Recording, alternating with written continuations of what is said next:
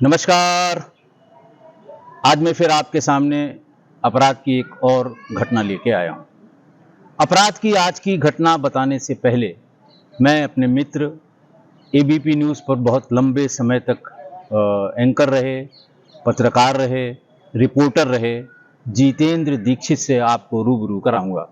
नमस्कार। जितेंद्र दीक्षित जी बहुत लंबे समय से एबीपी न्यूज़ में रहे और उनका अपना एक चैनल भी था जिसमें क्राइम और पॉलिटिक्स के बारे में वो बताते थे, जितेंद्र दीक्षित स्टोरीज। अब वो मुक्त हो गए हैं एबीपी न्यूज़ से और ये अपना चैनल वो नए सिरे से चला रहे हैं। इनकी किताबें, इनकी जो लेखन की जो इनकी मेधा है, इनकी जो लेखन की प्रतिभा है, आप सर्च करेंगे, अमेज़न पे सर्च करें, कहीं भी सर्च करें। अभी इनकी जो नई किताबें आई हैं, मुंबई आफ्टर अयोध्या, और पॉलिटिक्स में वहाँ लोकल पॉलिटिक्स में बहुत अच्छी किताबें लिखी हैं जिनकी लाखों लाख प्रतियां भी बिकी हैं। तो आज वो हमारे पास आए, यहाँ मुझसे मिलने आए। मुलाकात तो बहुत लंबे ज़माने से हम लोगों की कभी हुई नहीं है, बातचीत बहुत लंबे समय से चलती रही। हम दोनों के कॉमन मित्र हैं नवभारत टाइम्स के क्राइम रिपोर्टर सुनील मेहरोत्रा जी, और अंडरवर्ल्ड पे वो भी लिखते हैं। अंडरवर्ल्ड की खबरों के बारे में मुझे भी मेरा भी शौक था उनको जानने का। और जितेंद्र भाई की भी जो खबरें, जेडी हत्याकांड से जो संबंधित खबर थी, जितेंद्र दीक्षित ने उसको बहुत अच्छी तरह से कवर किया था। इनकी सारी रिपोर्टिंग्स उस समय की मैंने देखी है। मुंबई में जो आतंकवादी हमला हुआ था 26/11 का जी, उस हमले को कवर करते समय अगर आप जितेंद्र दीक्षित की विजुअल्स उस समय के देखेंगे तो आपको लगेगा कि कितना गंभीर और कितना साहसी पत्रकार हैं जितेंद्र जी। जितेंद्र दीक्षित जी, किस्सागोई में आपका बहुत बहुत स्वागत है। और राजेश जी, आज मैं अपने दर्शकों से, हमारा बहुत बड़ा परिवार है किस्सागोई परिवार, और वो करीब करीब 32 देशों में फैला हुआ है जहाँ के लोग इसे रेगुलर देखते हैं।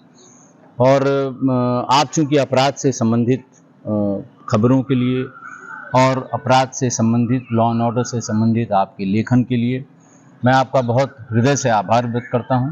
और किस्सागोई परिवार के अपने सभी सदस्यों से, अपने सभी सुधी श्रोताओं से और सभी जानकार लोगों से ये कहूँगा भी कि अगर आपको इनकी मेधा को पहचानना है तो इनका जो चैनल है, यूट्यूब चैनल है जितेंद्र दीक्षित स्टोरीज़। अभी काफ़ी दिन से चूँकि ये चैनल में थे, वहाँ कवर करते थे तो उतना समय नहीं दे पाते थे, लेकिन अब ये अपने पूरे वेग से, अपनी पूरी तेज़ी से ये इस चैनल को समय देंगे और अपराध की अच्छी अच्छी घटनाएं, अपराध की अच्छी अच्छी कहानियां ये ले आएंगे। आप भी उससे लाभान्वित हों। दीक्षित जी, आपके लिए ये चैनल बहुत शुभ हो। आप और आगे बढ़ें। आपका ये चैनल लोगों के लिए प्रेरणापद, लाभप्रद, और जो सूचनाएं आप उनको देंगे, बचने की जो सलाह देंगे, उनसे हमारे किस्सागोई परिवार के लोग भी लाभान्वित हों। यही शुभकामनाएं। धन्यवाद राजेश जी इन एनकरेजिंग शब्दों के लिए जो है। और हमारे और राजेश जी के बीच सोशल मीडिया के माध्यम से या फोन के माध्यम से संपर्क काफी पुराना रहा है। हमारे कॉमन मित्र सुनील मेहरोत्रा जी, जिनका इन्होंने जिक्र किया, जब भी उनसे मुलाकात होती थी तो राजेश जी का जिक्र जरूर होता था। तो आज प्रत्यक्ष जो है मुझे बड़ी खुशी हो रही है कि मैं लखनऊ आया हूं और यहाँ पर राजेश जी से हमारी मुलाकात हुई। और मैं राजेश जी का जो है लेखकों की दुनिया में स्वागत करता हूं, क्योंकि राजेश जी अब एक लेखक भी बन चुके हैं। इनकी पहली किताब आ रही है ऑपरेशन बजूका, जिसके बारे में ये पहले भी अपने इस यूट्यूब चैनल पर आपको बता चुके हैं। तो मैंने भी उस किताब को ऑर्डर कर दिया है और मैं उत्सुक हूं बड़ा पढ़ने के लिए। श्री प्रकाश शुक्ला, जो कि उत्तर प्रदेश का एक बहुत बड़ा गैंगस्टर था, करीब 6-7 साल तक वो सक्रिय रहा, लेकिन इस दौरान उसने अपने खौफ का राज पैदा कर दिया था। इन्होंने कैसे उसे खत्म किया, इसकी बड़ी ही रोमांचक कहानी उस किताब में है। तो मैं तो पढ़ूंगा ही, लेकिन मैं आपसे भी गुजारिश करूंगा कि उस किताब को जरूर पढ़ें। और ये अब हमारे क्लब में शामिल हुए हैं, यानी कि लेखकों के क्लब में। तो मैं भी अब इनके क्लब में शामिल हो चुका हूं। मेरा अपना यूट्यूब चैनल है जितेंद्र दीक्षित स्टोरीज। तो मुझे उम्मीद है कि आप उस चैनल पर भी अपना कुछ वक्त देंगे और अगर पसंद आएगा तो उससे जरूर जुड़ेंगे। धन्यवाद राजेश जी, थैंक यू, बहुत बहुत धन्यवाद के लिए। धन्यवाद करता हूं मैं भाई जितेंद्र दीक्षित का। आपने भी जितेंद्र दीक्षित को सुना। वो मुंबई से यहाँ आए थे। मैंने जैसा बताया कि वो काफ़ी लंबे समय से मुझसे तमाम दूसरे माध्यमों से जुड़े हुए हैं, लेकिन न कभी मुझे ये सौभाग्य मिला कि मैं मुंबई जाके उनसे मिलूं, न वो बेचारे कभी इधर आ पाए। मुंबई के बहुत ही मशहूर पत्रकार हैं, एबीपी न्यूज़ के बहुत ही फेमस रिपोर्टर हैं, बहुत अच्छे मित्र हैं और बहुत अच्छे ह्यूमन बीइंग हैं। मेरी इस किताब के बारे में जैसे ही उनको सूचना मिली थी, उन्होंने तभी ये कहलवाया सुनील भाई से कि वो यहाँ लखनऊ आके मुझसे मिलना चाहते हैं। बहुत अच्छे लेखक हैं। इनकी किताबें आप अगर देखेंगे नेट पर, जो लेटेस्ट वाली है मैंने जैसा बताया, मुंबई आफ्टर अयोध्या। इसके अलावा राजनीति पे उन्होंने सबसे बड़ी बगावत और जाने क्या क्या बहुत ढेर सारी राजनीति पर भी पुस्तकें लिखी हैं। लेखन कला जितेंद्र भाई में है, और जो लोग मुंबई के लोग खासकर जो टीवी स्क्रीन पर समाचार सुनने का शौक़ रखते हैं, वो जितेंद्र को अच्छी तरह जानते हैं। बहुत ज़िद की। सामान्य रूप से मैं किस्सा गोई में बाहर के इस तरह किसी गेस्ट या उसका, मैंने कहा कई बार कि मैं त्रिवेणी सिंह साहब को बुलाऊंगा, इनको बुलाऊंगा, लेकिन पता नहीं क्यों मुझे ये लगता है कि हमारा आपका संवाद ही ठीक है।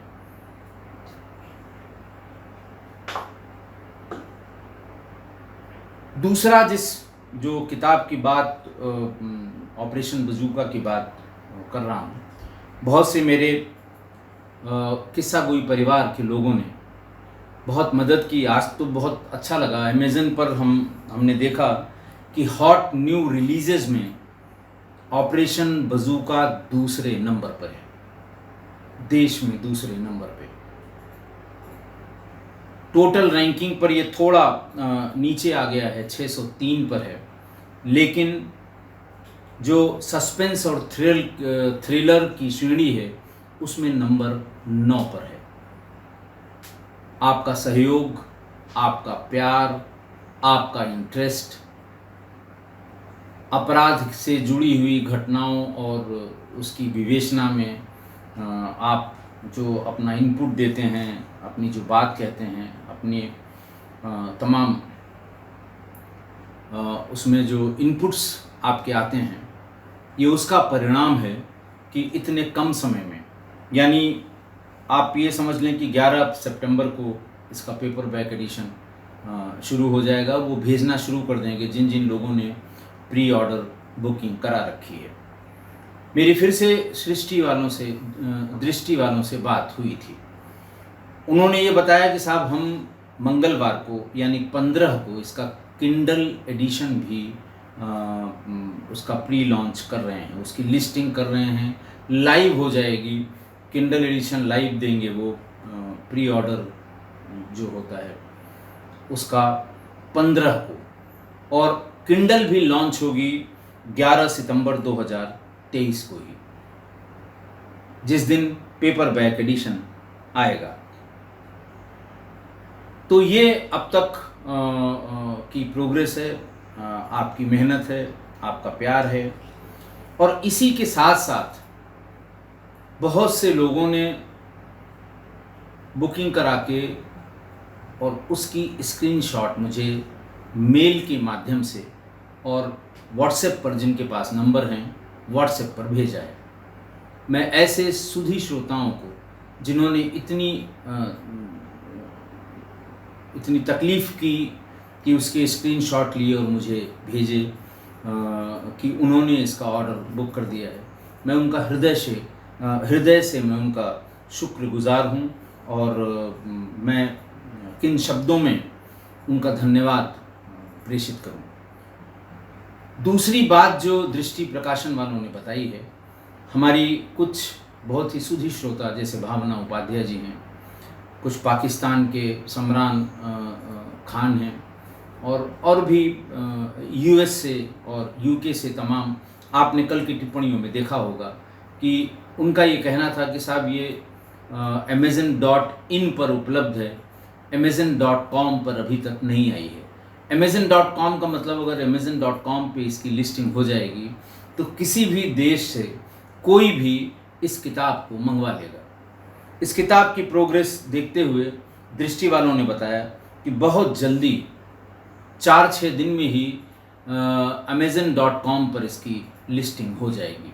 तब हमारे भारत के बाहर के जो भी हमारे सुधी श्रोता हैं, हमारे परिवार के बहुत बड़ी संख्या में जो सदस्य हैं वो भारत के बाहर के हैं, तो उन सब के लिए जैसे ही जिस दिन ये लिस्टिंग हो जाएगी और ये शो करेगा amazon.com पर, उसी दिन मैं आपको ज़रूर सूचना दे दूंगा ताकि आप भी इसका प्री ऑर्डर बुक करा सकें। तो ये बातें थीं। जिन लोगों ने स्क्रीनशॉट्स मुझे भेजकर अपने स्नेह से मुझे सराबोर किया, मैं चाहूँगा आज मैं उनका नाम भी लूँ। करण सिंह साहब थे, नरेंद्र सिंह, अनुज शुक्ला, एम खान, दिनेश कुमार शुक्ला जी, सोम पटनायक जी। सोम पटनायक जी बहुत पुराने श्रोता हैं हमारे, बहुत रेयर कमेंट करते हैं। आज उनकी पहली मेल आई थी और सोम पटनायक जी ने उसमें वही स्क्रीनशॉट जिसमें उन्होंने ऑर्डर कर रखा था वो उन्होंने भेजा था। उत्कर्ष श्रीवास्तव साहब ने भी स्क्रीनशॉट भेजा है। प्रभात कुमार प्रकाश साहब ने भी भेजा है। संजीव पांडे, इन्होंने भी हमें स्क्रीनशॉट भेजा है जो ऑर्डर किया है उसने ऑपरेशन बजूका का। शोएब मिर्ज़ा भाई ने भी स्क्रीनशॉट इसका भेजा है। अमित सिंह ने भेजा है। सुचित्रा उपाध्याय जी ने भेजा है। लेकिन एक स्क्रीनशॉट देखकर मेरा मन थोड़ा विचलित हुआ। हमारे सबसे एक्टिव या बहुत ज़्यादा एक्टिव हमारे सुधी श्रोता हैं DK ओहा साहब। DK ओहा साहब ने मुझे स्क्रीनशॉट भेजा कि उन्होंने 20 पुस्तकों का ऑर्डर किया है। मेरे लिए शॉकिंग था। मैंने मैसेज से उनसे पूछा कि ये बात मेरी समझ में नहीं आई, एक किताब आपके लिए पर्याप्त है, ये 20 आपने क्यों बुक कराई। उनका ये कहना था कि मैं आपका पुराना श्रोता हूँ। हर जो कुछ 30-40 लोग ऐसे हैं जिन्होंने हर एपिसोड पर कुछ न कुछ कहा होगा, राय दी होगी, नाराज़ हुए होंगे, गुस्सा हुए होंगे, लेकिन मजाल है कि एक भी एपिसोड उनसे छूटा हो। DK ओहा साहब ने यही बताया कि साहब चूँकि आपने कल पहली बार, हम लोग तो आपसे कहते रहते हैं, फरमाइश करते रहते हैं, मांगते रहते हैं, दिखाने की जिद करते हैं, स्टोरीज़ की जिद करते हैं कि इसको सुनाइए उसको सुनाइए, और आप हम सब की बात मान लेते हैं। कल आपने हम लोगों से रिक्वेस्ट की कि आप इस किताब के लिए प्री ऑर्डर बुकिंग करा लीजिए। तो इसी उत्साह में मैंने, तो प्रभु ऐसा न करिए, ये ज़्यादा ही हो गया। आपको मैं भी उतना ही प्यार करता हूँ जितना आप मुझे प्यार करते हैं। वेस्टेज होगा ये। आप जिसको देना चाहेंगे पता नहीं उसका इंटरेस्ट है कि नहीं है। नेचुरली आप बेचेंगे नहीं इसे, आप किसी को देंगे ही। एक इसमें मेरा सुझाव है, अगर आप सहमत हों या आपको सूट करता हो, कि आप ये किताबें मेरे पास भेज दीजिएगा। पैसा लेने के लिए नहीं, मैं आपको पैसा दूंगा भी नहीं इसका। आप चूंकि पैसा इसका पेमेंट कर चुके हैं, आप बाकी 18-19 किताबें मेरे पास भेज दीजिएगा। मैं सभी किताबों पर अपने हस्ताक्षर, डेट और अपना प्यार लिख दूंगा, अक्षरों में लिख दूंगा, आपको तुरंत वापस कर दूंगा।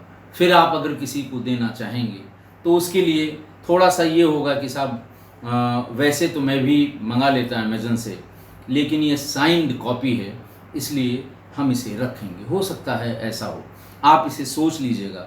अगर आप ऐसा करेंगे तो शायद मेरा भी मन थोड़ा हल्का होगा। और बाकी लोगों से भी मैं यही कहता हूँ कि ऐसा अति उत्साह, पता नहीं क्यों मुझे बेचैनी सी ऐसे उत्साह में आ रही है। लेकिन ठीक है, मैं इसे गलत कभी नहीं कहूँगा कि आपने गलत किया। आपने उत्साह में किया, आपने प्रेम में किया, आपने संबंधों को निभाया, आप परिवार के सदस्य होने के नाते आपको जो सही लगा वो आपने किया। लेकिन इसमें एक यही तरीका हो सकता है कि आप मेल करिएगा मुझे, मैं आपको एड्रेस भेज दूंगा, आप सभी मेरे पास वापस करिएगा या हमको रीडायरेक्ट कर दीजिएगा। मैं सारी किताबों को मैं आपके लिए शुभकामना संदेश, आपके किसी मित्र के लिए शुभकामना संदेश, आप जिसको देना चाहते हो उसके लिए शुभकामना संदेश, और अपना प्यार उसमें डालकर अपने हस्ताक्षर से आपको इसे वापस कर दूंगा। शायद इसका जो पैसे का मूल्य है उससे थोड़ा सा इसका मूल्य बढ़े, आपको भी अच्छा लगे। तो ये प्रोग्रेस थी।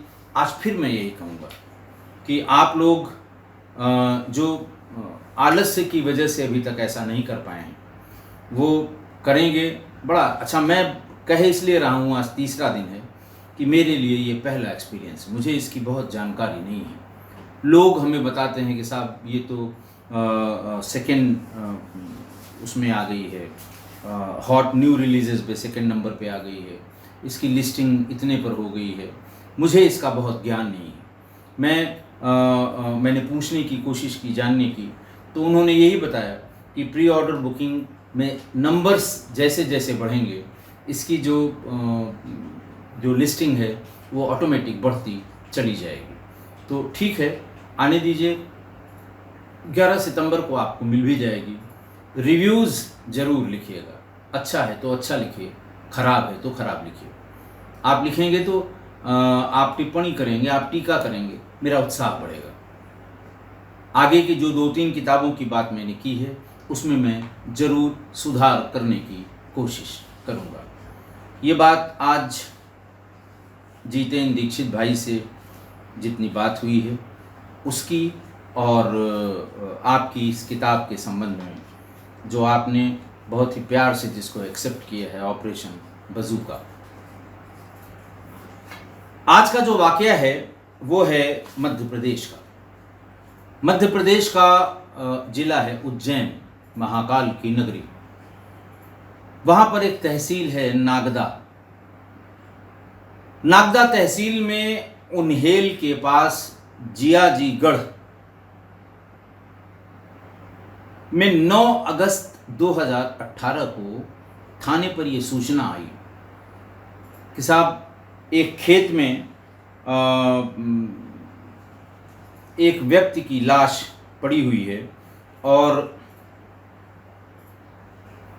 श्रीलाल पंडित के खेत में एक लाश पड़ी है जिसमें गर्दन नहीं है। सूचना गंभीर थी, पुलिस भाग के आई और पुलिस ने देखा, लोगों से पूछा कि भाई ये किसकी लाश है, पहचानने की कोशिश की। लोगों ने ये बताया कि ये राजेश नाथ, इसके कपड़े और इसकी काठी, कद काठी ये राजेश नाथ की लग रही है, जो यहीं जियाजीगढ़ का रहने वाला है, और इसके पिता का नाम बालू नाथ है और राजेश नाथ की उम्र करीब 35 साल है। पुलिस ने जानने की कोशिश की, कोई रंजिश, कोई बात। एफएसएल की टीम आई, डॉग स्क्वाड आया, लेकिन बहुत कुछ पता नहीं लगा। एफएसएल की टीम को ये लगा कि इस व्यक्ति की जिसकी हत्या हुई है, इसके सहित कम से कम 3 लोग उस खेत में, 3 लोगों में 2 के फुटप्रिंट और 1 का बूट प्रिंट, जूते का जो प्रिंट है, बहुत स्पष्ट मिल रहे हैं। प्लास्टर ऑफ पेरिस की कास्ट से ये फुटप्रिंट उठाए गए। फिर राजेश नाथ के दोस्तों ने कहा, साहब ये जो बेल्ट पहने हुए, इस तरह की बेल्ट ये कभी पहनता नहीं है, ये उल्टी बेल्ट पहनी हुई है। इसका मतलब जल्दी जल्दी में पहनी हुई बेल्ट है। आशनाई में इसकी हत्या जरूर हुई होगी। एक अंगोछा भी मिला जो राजेश नाथ का नहीं था। एक दूसरा अंगोछा वहां पर पड़ा हुआ मिला। पुलिस ने थोड़ी मेहनत की, सिर का हिस्सा भी मिल गया। पोस्टमार्टम हुआ और तमाम पुलिस के प्रयास के बाद ये जानकारी हुई कि ये आदमी राजेश नाथ नहीं है। शरीर पे जो निशान थे, जब पोस्टमार्टम होता है तो मैंने आपको बहुत बार, सैकड़ों बार बताया है कि सारे कपड़े उतार लिए जाते हैं, उनकी एक पोटली बना दी जाती है, थाने को वापस कर दिया जाता है सील मोहर करके, और तब शरीर का पोस्टमार्टम होता है। पोस्टमार्टम के समय भी शरीर के निशान और चोट लिखे जाते हैं। पंचनामा में तो लिखते हैं, तब भी लिख देते हैं। बॉडी की पहचान के जो सबसे पहला या दूसरा कॉलम होता है उसमें ये लिखा जाता है। हफ्ते 10 दिन बाद वायरलेस पर एक सूचना प्रसारित होने लगी कि उज्जैन के दानी गेट निवासी लक्की, इसकी भी उम्र 30-32 साल थी, ये कई दिन से गायब है। इसका कुछ पता नहीं लग रहा है। ये खेतों में छिड़काव करता है, दवा का छिड़काव, चाहे कीटनाशक हो या और भी जो दवाइयाँ हैं।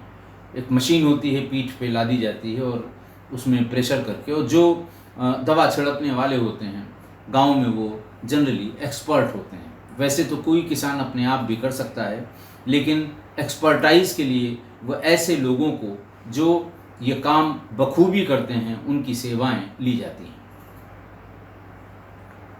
पुलिस ने उसके मोबाइल नंबर से कनेक्ट करके ये पता लगा लिया कि घटना वाले दिन ये जियाजीगढ़ की तरफ इसकी अंतिम लोकेशन मिली थी। पुलिस को शंका होनी शुरू हुई।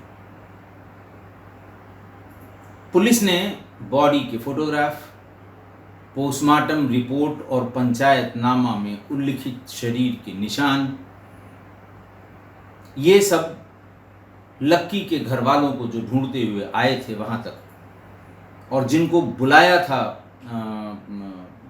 उन्हेल के पास, उन्हेल की पुलिस ने, उनको दिखाया तो उन्होंने कहा, साहब ये तो बिल्कुल हमारे घर का लक्की ही है, ऐसे ऐसे निशान उसी के शरीर पर हैं।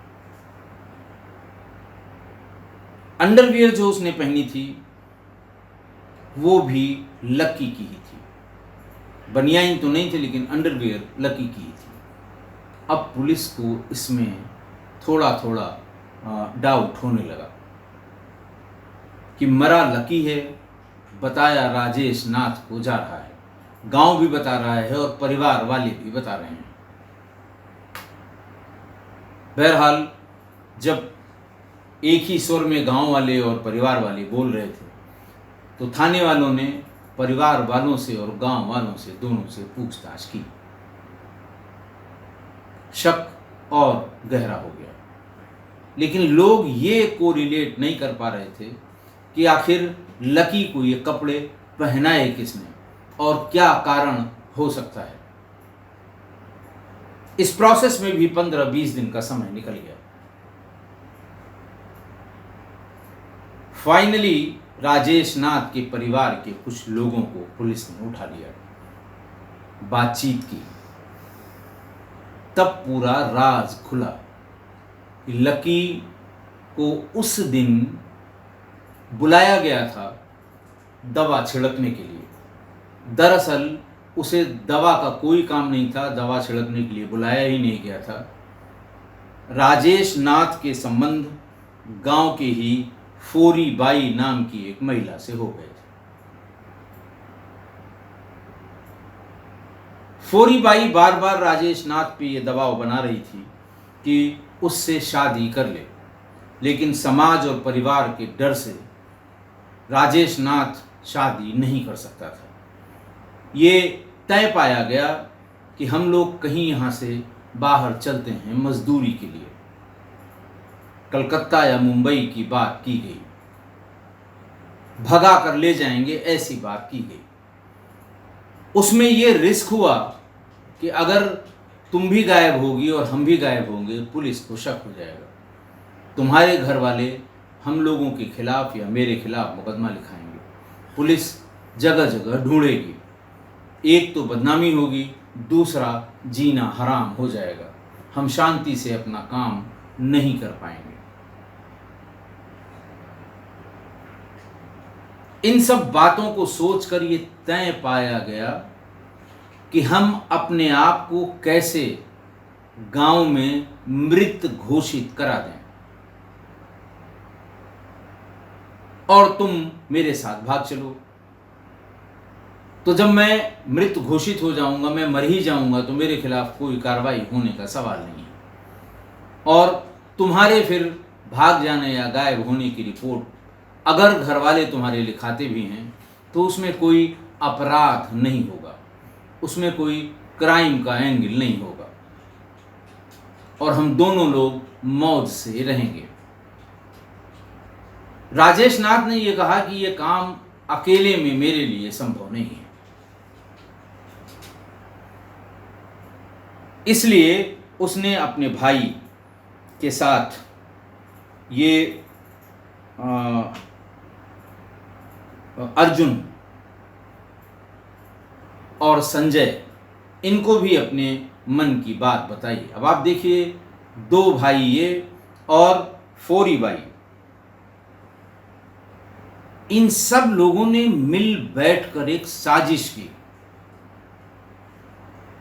कि दोपहर बाद उज्जैन के दवा छिड़कने वाले जो गांव में और भी जगह आते हैं उनको बुला लिया जाए।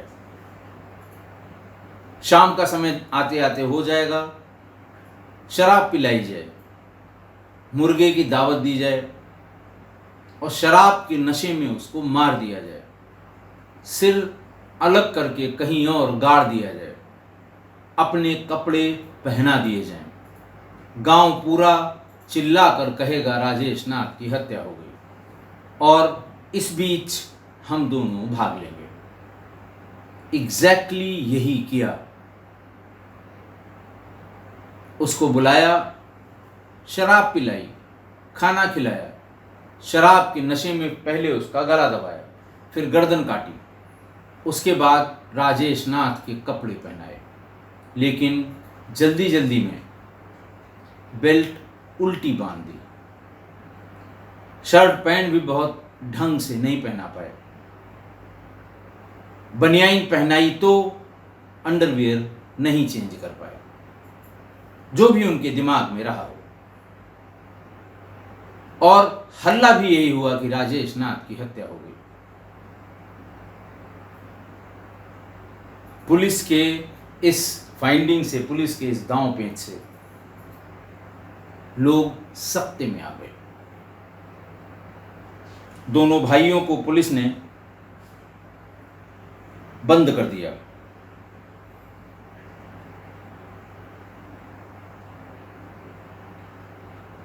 लेकिन दुखद बात ये कि महिला आज तक, फौरी बाई का आज तक कोई पता नहीं लगा।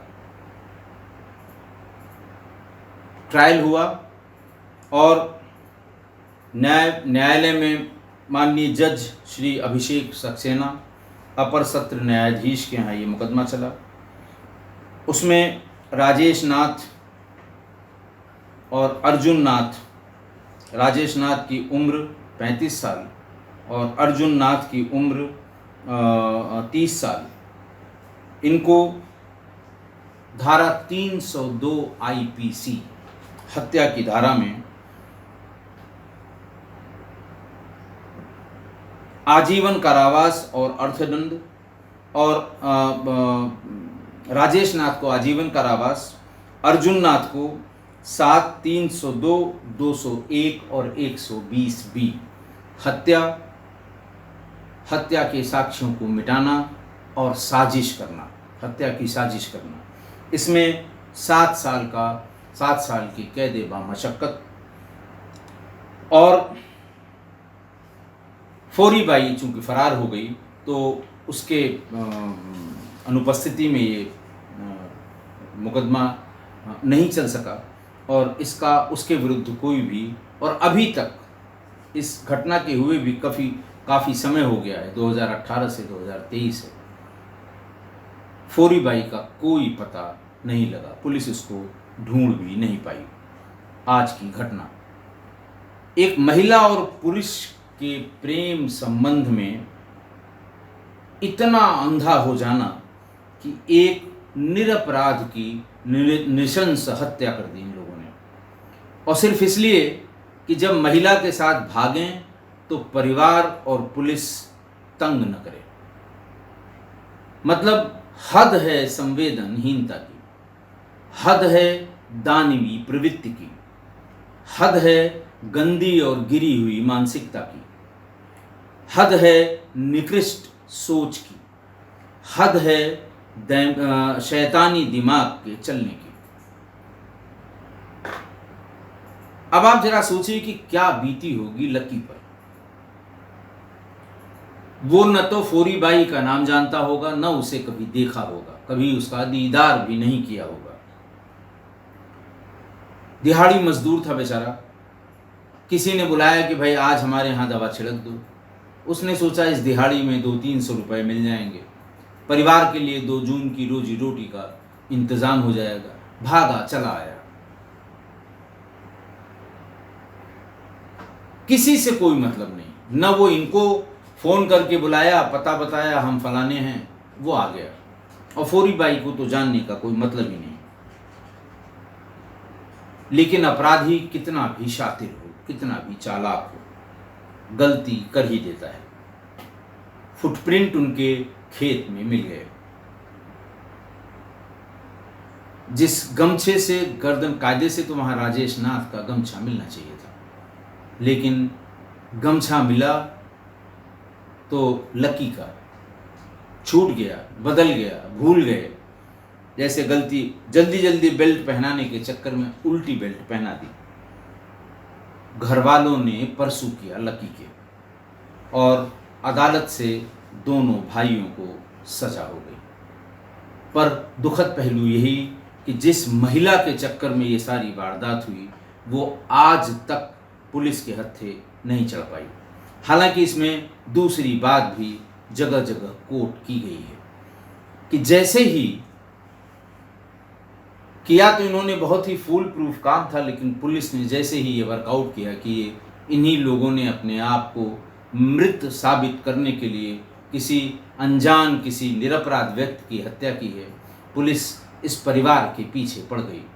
दे दबिश, दे दबिश।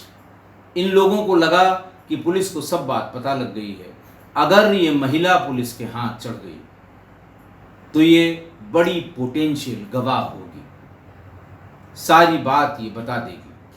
कहा यह जाता है कि इसी राजेश नाथ और उसके भाइयों ने अपने कुछ और यार दोस्तों के साथ मिलकर उसको फौरी बाई को भी ठिकाने लगा दिया,